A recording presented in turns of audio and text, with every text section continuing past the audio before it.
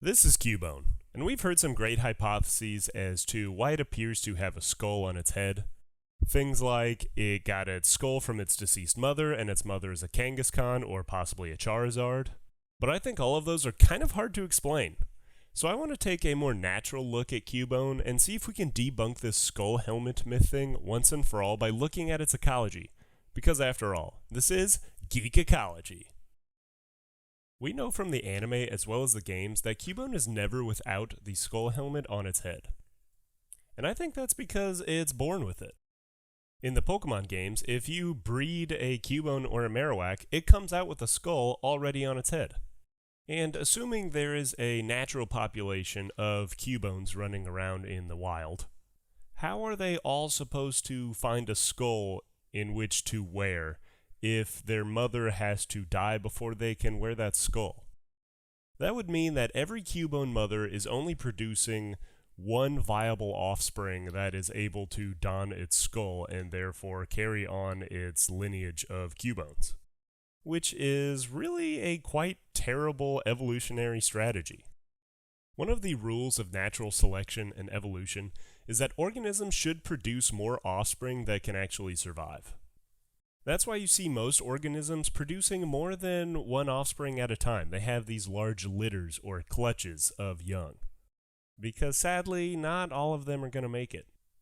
So, if each Cubone mother were to only ever produce one Cubone offspring, and something happened to that offspring, that would be a dead end of their entire lineage.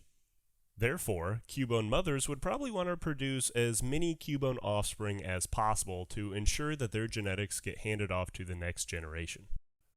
And if Cubones really do get their skull helmet from their mothers, and there are multiple Cubones per mother, that would mean that not all Cubones would have a skull helmet, and we know that this is not the case. So that means that Cubones are born with their helmet, and that it is something different than just another animal's skull placed on their head. So then what is this skull helmet used for? I'm glad you asked.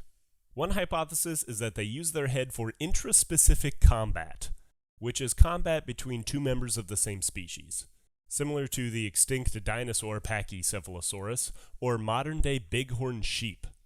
And like Pachycephalosaurus' skull, I think that Cubone's skull helmet is also made out of a fibrolamellar bone, which is just a special kind of bone that is very good at repairing itself, which would be really important if you're constantly using this skull helmet to fight other Cubones.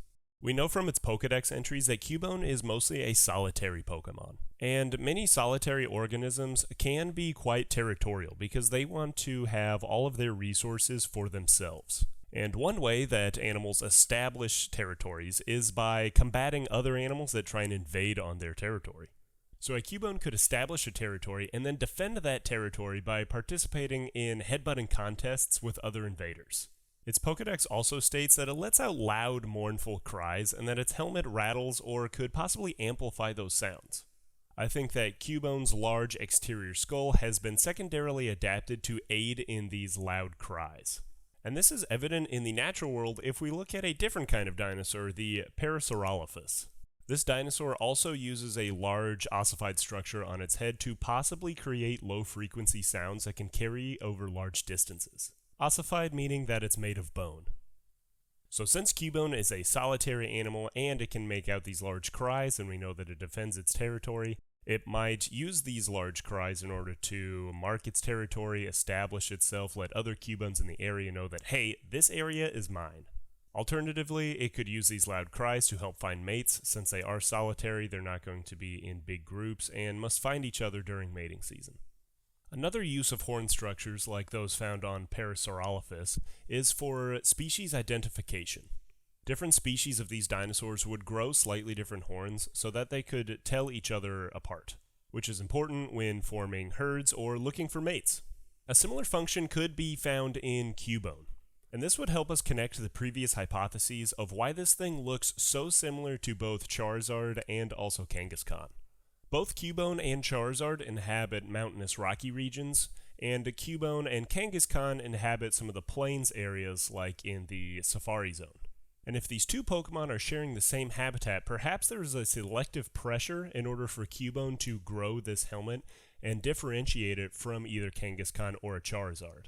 If at one time during its evolutionary history that Cubone didn't have its skull helmet and happened to look like either Kangaskhan or Charizard and then tried to mate with those Pokemon, perhaps it resulted in lower amounts of viable offspring. This would make it beneficial for Cubone to be able to tell which Pokemon were also Cubone, since they do bear a striking resemblance to both young Kangaskhan and also Charmanders. And it's easy to see why these similarities and hypotheses popped up while looking at these Pokemon next to each other.